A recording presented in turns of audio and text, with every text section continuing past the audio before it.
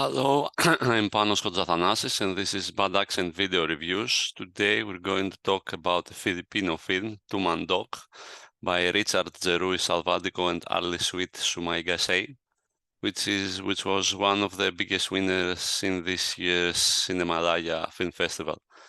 Before we deal with the film, a few words about the subject matter. The Suludnon, also known as the Panay, Bukidnon, Panayanon, or Tumandok, are a Visayan group of people who reside in the Capiz Antique Iloilo Mountains area of Panay in the Visayan Islands of the Philippines. They are one of the only two mostly non-Christianized groups of Visayan language speakers in the Western Visayas, along with the Halagodnon of Labunao and Kalinog Iloilo and Hirainon Bukidnon of Antique. Also, they are part of the wider Visayan ethno-linguistic group who constitute the largest Filipino ethno-linguistic group. Richard Jeroui Salvadico and Arlie Sumagaysay. Okay, sorry, I'll probably have messed up all the names that I just mentioned here. Please forgive me for that. Anyway, those two directors shot a movie regarding the culture and the issues they face, which swept the Cinemalaya Awards this year, winning 5, including Best Film, Best Original Music Score, Best Screenplay, Best Supporting Actor, and NetPAC Award. Tumandok features an all-Ati non-professional acting ensemble speaking in their own language, Inati, and was supported by the National Commission for Indigenous People. Regarding the synopsis, I will read from Hugo Hamon's written review on Asian Movie Pulse. The film centers on N, a young Ati woman and daughter of the community's chieftain.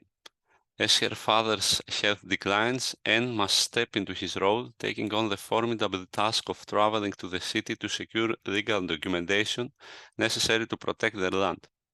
However, she encounters bureaucratic delays, technological barriers, and demands for substantial sums to acquire land titles, seemingly insurmountable obstacles.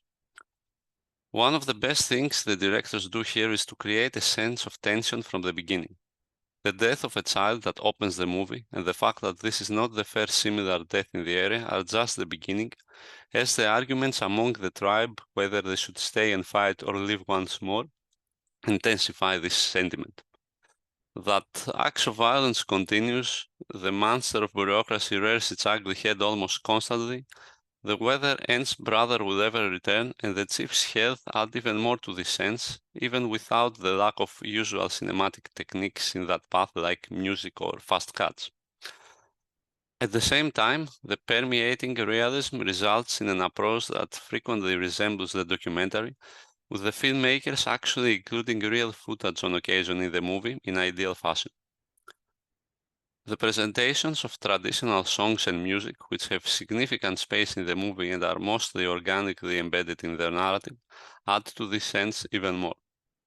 Furthermore, and apart from the displacement and the legal issues the tribes face, the movie also deals with a number of other issues, such as the lack of funds and the youths leaving for the cities, without though actually making it there.